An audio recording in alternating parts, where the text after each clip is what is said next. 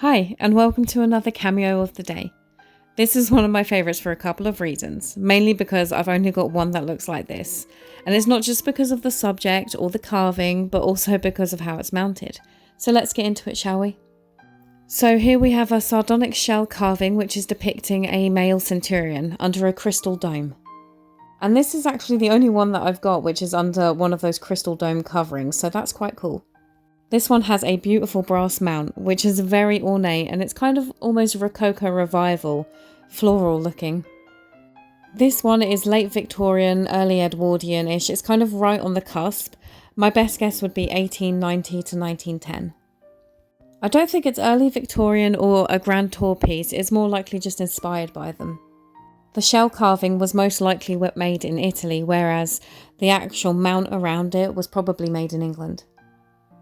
Now, I always think that pieces like this can actually be a little bit deceiving at first glance, because when you look at it because of the subject, you might assume that this piece was probably originally worn by a man, because centurions were traditionally associated with courage and masculinity and honour, and they always have like a really stoic look about them. Well, this one does anyway.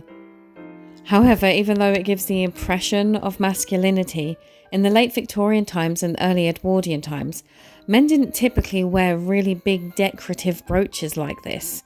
They did wear jewellery, of course, however it would have normally been more subtle, like in the form of watch chains or tie pins or cufflinks. And if men did want to wear cameos like this, or a cameo of a centurion on it, it probably would have more likely have been in the form of a small stick pin or a ring fob.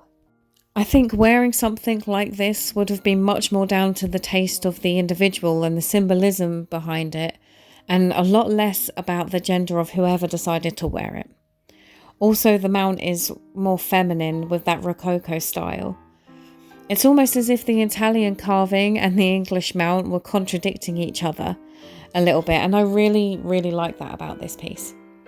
Also, it has one of those long stick pins on the back, but instead of going horizontally across the brooch like it normally would do, it actually goes downwards, which is really helpful for a heavy brooch like this.